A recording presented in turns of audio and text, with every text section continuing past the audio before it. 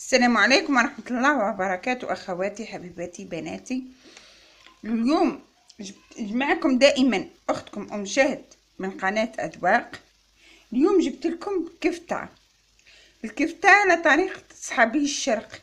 كنقول صحابي الشرق شكون هما المشهورين بالكفتة ومرقة فيرميسيل باللحم الحراش وهذا قسنطينية. عندنا مطلوبة في الأعراس، مطلوبة في المناسبات، في رمضان، في نديروها بزاف حنا هاد الحاجة. نبداو على بركة الله. بسم الله. حنا عندنا المقادير. عندنا دجاج كنا نظفناه وقطعناه حسب أفراد العائلة. هنا بصلة وثوم ومعدنوس. معدنوس نخليوه هكا ربطة باه ما تجيناش المرقة تاعنا خضراء منه، ما يطلقش لونه في المرقه. نخليوه هكا يطلق البنه نتاعو وما يطلقش لونه. عندنا هنا كركم، ملح، فلفل هنا من المستحسن اختي لا عندك فلفل ابيض. انا ما عنديش، درت فلفل الكحل وهو يفي بالغرض الثاني. وعندنا الكركم هذا حيمدلنا لون المرقه مع داك السمن اللي نديروه مع الزيت ثاني كي تشوفوا معايا تمدلنا ديك الوجه المرقه تاعنا يكون صفر يكون باهي. وهنا عندنا فيونداشي تاعنا معاه ملح وفلفل الكحل. منا دائما نقول من المفروض يكون فلفل ابيض لكن انا ما عنديش للظروف. ومنا معدنوس مقطع. وراح نرجع لكم مع المرق كيف نحضروا المرق. درك اخواتي كما راكم تشوفون درت هنا زيت، كميه من الزيت راكم تشوفوا فيها، ودرت معاها شويه زبده. كما قلت لكم زبده وزيت. انا دائما نخلط حاجه بيضاء نخلط لها الزبده شويه، ما نديرش السمن. كاين بعض الاخوات يديروا السمن ولا سمعه. لا شويه زبده مارغرين تافي بالغرض. خليوها تذوب هكا، نذوبوها وتسخن. كنقليو اللحم تاعنا والبصله والثوم.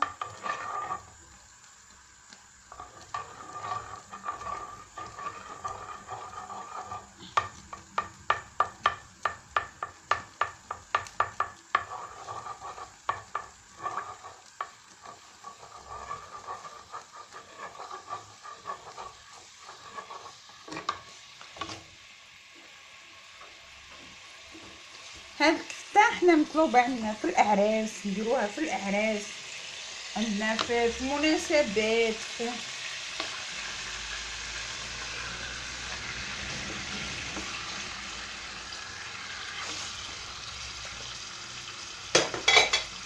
هكذا. نقليو اللحم تاعنا، نقلبوه ديال ديك النكهه نتاع الشواء نتاع القليان.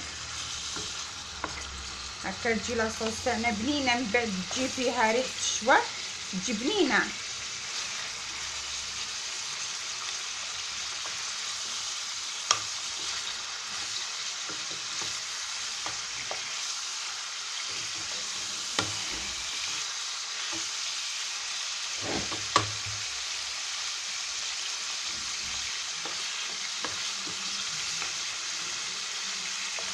يعني هذا الجاري، احنا نقولوا جاري ابيض.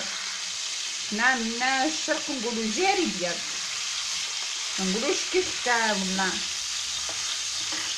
ايه فيها لحم ملحي يجيبوا لحم ملحي ولكن بصح نقولوا جاري ابيض. تعذبكم بعد لاصوص ندخلها شوي دويده.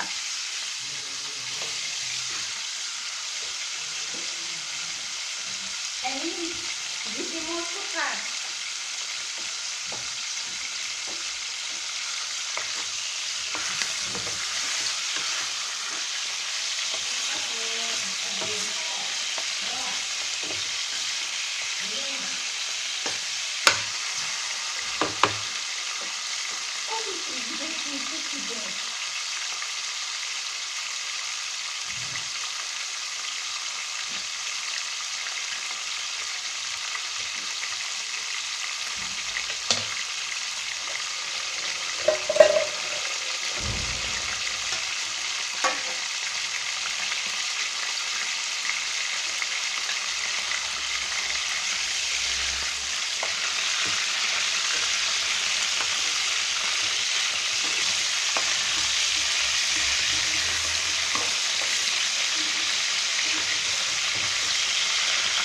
راح نزيدو البصله تاعنا والثوم، نزيدو البصله تاعنا والثوم نخليهم يتخليو على نار مهيله.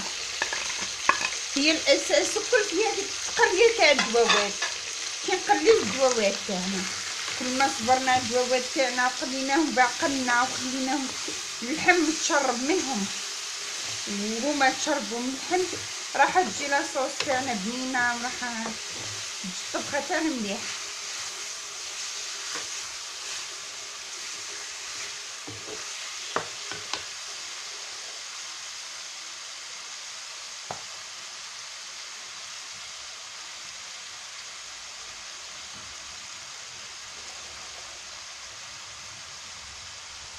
كان نعطيوها شويمه ترى هذيك البصله هذه تاع انا نزدت لها هنا شويه ما من البصله هذه تاع الشتا تاع كيما نقولوا حنا تاع الديور الخضراء هذه ما فيهاش الماء، ونخليوها تتحرق مع زيت وحده تتحرق ما تعطيناش نتيجه.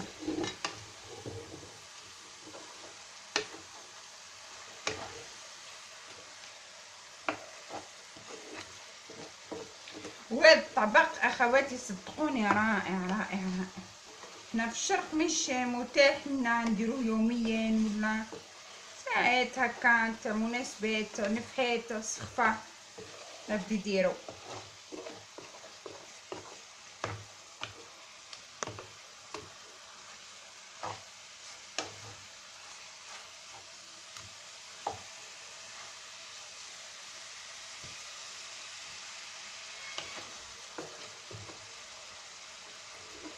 ممكن الكفته راهو عباد بزاف معروفين بها او حتى في الدول العربيه منو من يقول كفته، لكن الكفته هذه تتغير من كل من بلاصه لبلاصه تبدل. كاين اللي يدير لها صوص حمراء، كاين اللي يديروها شوا كيما المصريين ويديروها كشوا يشويوها في بروشيت، يديروها على بروشيت ويشويوها. باذن الله نديرها لكم.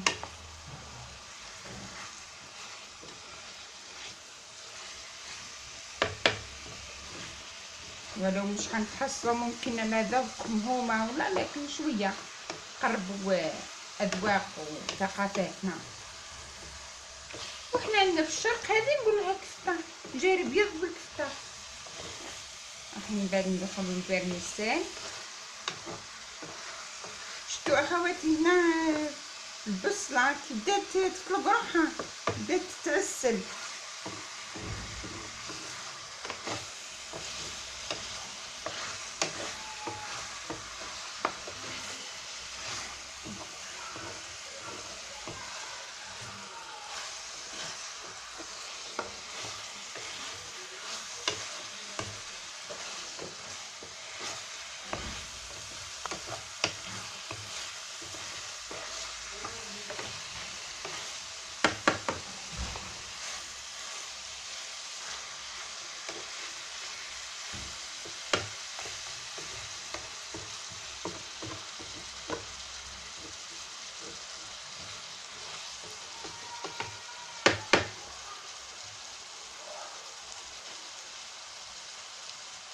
دائما رانا نقليو فيه ورانا نزيدوه الماء بشويه قليل فقط تاع ملعقه او 2 باش ما تحرقلناش هذيك البصله حتى تذوب. خلاص راكم شفتوا خواتاتي كيفاه راهي بدات تطلق روحها، تذوب مع الماء والزيت والزبده. في هذه المرحله انا حنلوح لها لي زيبيس تاعي كما قلت لكم، فلفل الكحل ملح وكركم، وما تلوحوهمش من نهار الاول يتقلاو راه يدير فيهم ريحه مش مليحه. ولا كان تحبوا لي زيبيس المركه غير رموها خير من تكملوا بها.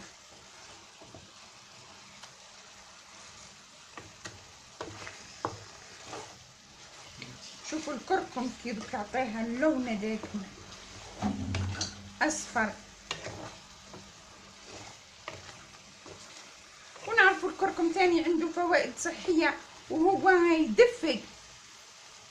الكركم من فوائده يدفي مليح في الشتاء، في الشتاء مليح. مليح نزلات البرد صدر هكا ولا بيتك. كاين حتى مشروب الكركم.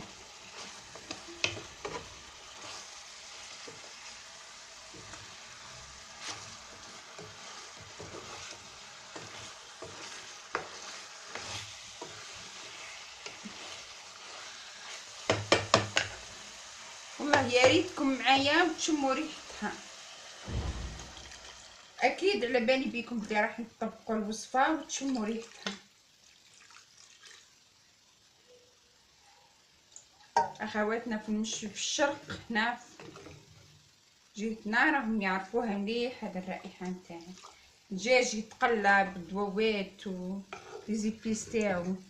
هكا مرقناها، نغطيو هذاك الدجاج تاعنا ونخليوه يطيب. كي طيب لنا الدجاج نروحو بين ما طاب الدجاج حنا نروحو نديرو لي بول تاعنا تاع اللحم. انا راح نغطي عليه ونتلاقاو بعد قليل.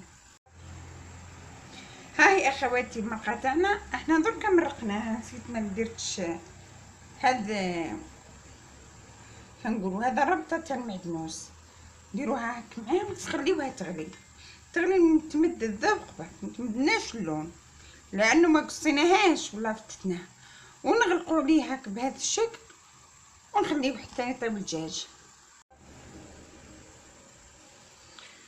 واخواتي مع هذاك المعدنوس ثاني نلوحو طرونش قارص. ها قطعه تاع ليمون وتاكدوا بلي ما فيهاش النوايات. هذوك راح نديروا لنا مراره في المرقه هكا خليهم يطيبوا لنا.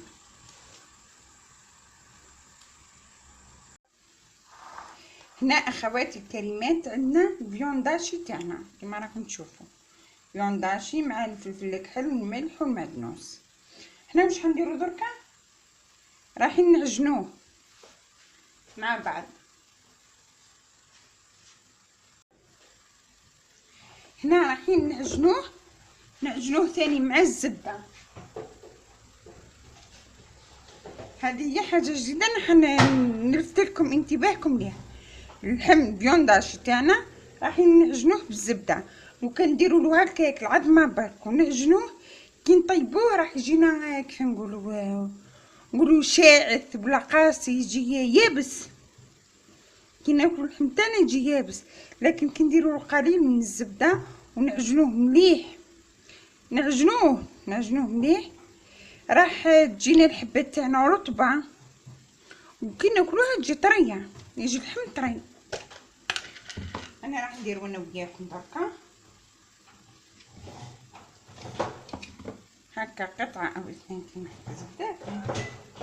ماهيش حاجه كبيره ولا يمكن يتخوفوا منها ولا يقولك الزبده بزاف ولا.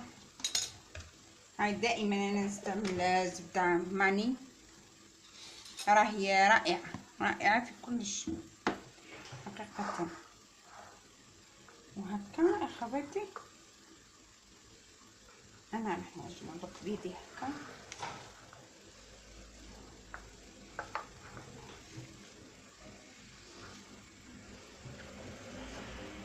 ممكن نجيب هنا حاجه مسرعه هذه.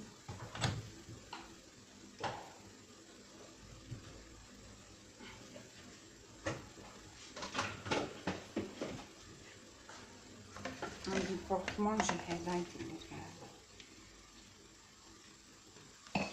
هكا نتحكم فيه هكا. شوفوا اخوات نعجنوها مليح تحسي روحك راح تعجني لازم تتعبي فيها شويه رياضه. هكا المرقه تاعنا من هي غلات ريحتها راهي وصلتني يعني ما شاء الله. القارص هذاك اللي حناه والمعدنوس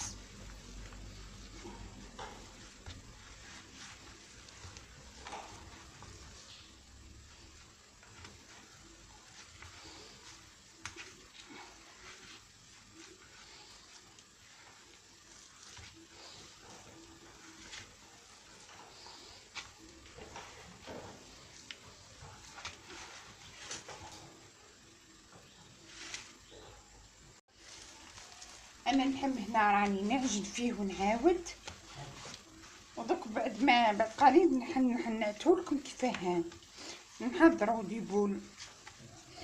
شوفوا كيفاه راهو الملمس تاعو تحل يعني شوي في بعضها، يحتاج في بعض. وبلا ما ننسى درك راح ندير له شويه برك بيض، مش حاجه كبيره. هو يعني الشحم هذا اللي فيه، الشحمه هذه اللي فيه اي راح تخليه يتماسك في بعضه بلا بيض. لكن انا زياده نخاف يعود كش من صرالو، راح ندير له شويه بيض.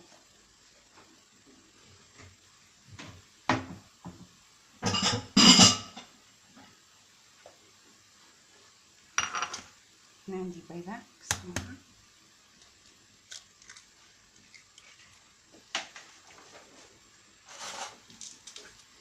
نضربوها.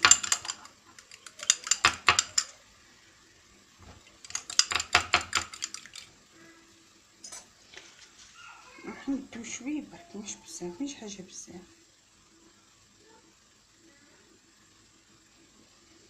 شتو ديت مغرفه هكاك، ملعقه اكل برك.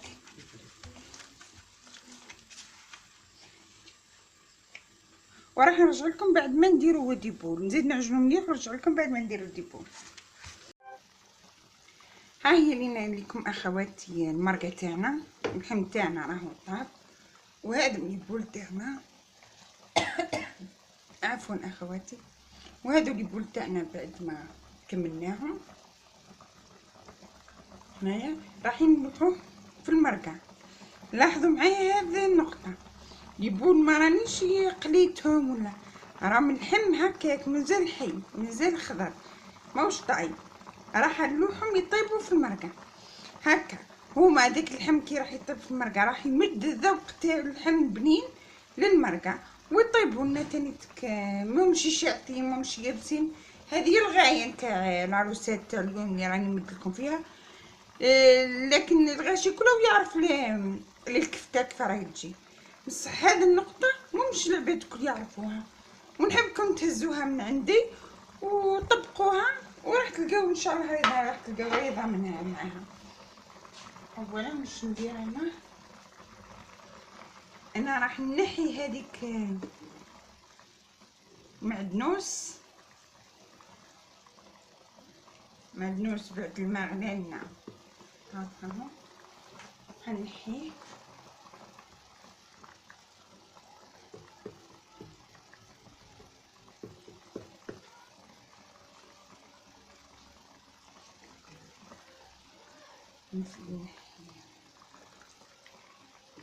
نصفي المرق تاعنا من الشوائب.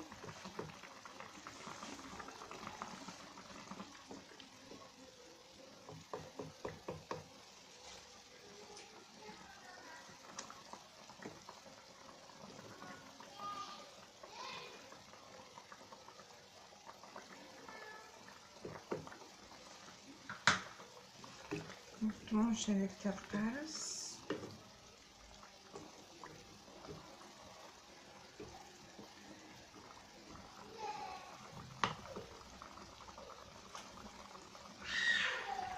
وراح دركا نرمي لي بول تاعي دوك في لاصوصات.